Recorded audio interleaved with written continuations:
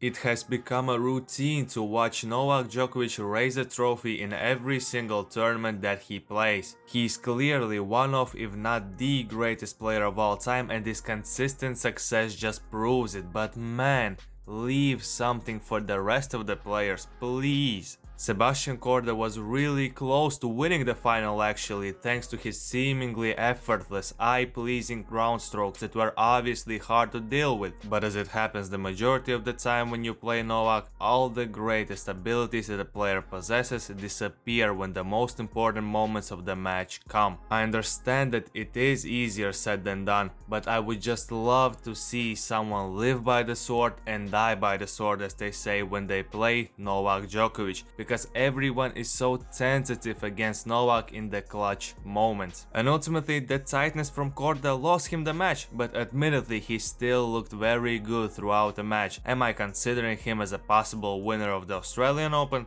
Not really, but playing such a great match against Djokovic can do wonders for his confidence. Whilst Nole was winning the Adelaide Trophy, the most hospitable country towards him, the United States of America, was celebrating their win in the inaugural United Cup. And I was anticipating this tournament since the first day of its announcement. I thought it would be a great idea to have men and women players represent their countries in a clash to find out which nation is the best in the world in terms of their overall tennis level. Rafael Nadal was relatively bad. I had to watch Tsitsipas winning matches, which makes me sick to my stomach, but at least Francis Tiafoe played great, so that made this tournament a bit better in my eyes. I still love the concept of this cup in theory, but next year's tournament has to be executed better. I was expecting blockbuster matches like Nadal versus Kyrgios that would spice up the competition, but unfortunately Nick pulled out of the tournament, and if you are a fan of Kyrgios, then his absence at the lead-up tournaments for the Australian Open should concern you. I understand that he has perfected that warm-up process for Grand Slams without playing many tournaments before them, but that worked when his goals were not as ambitious as they are now. At this point he's constantly mentioning that his goal is to win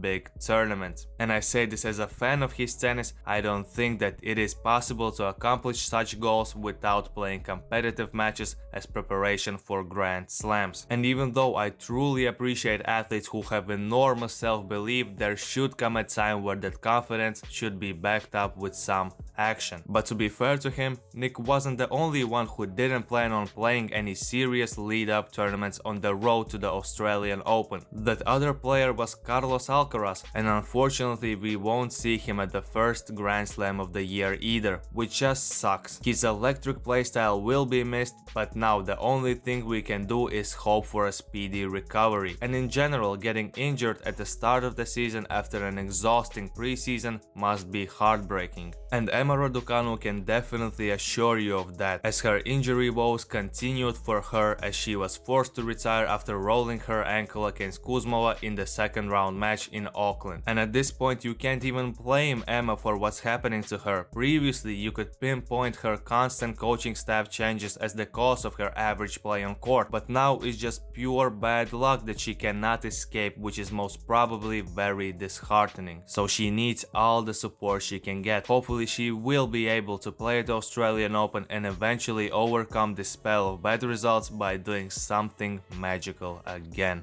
Don't forget to subscribe to the channel for more genuine tennis discourse, and until next time, take it easy, my friend.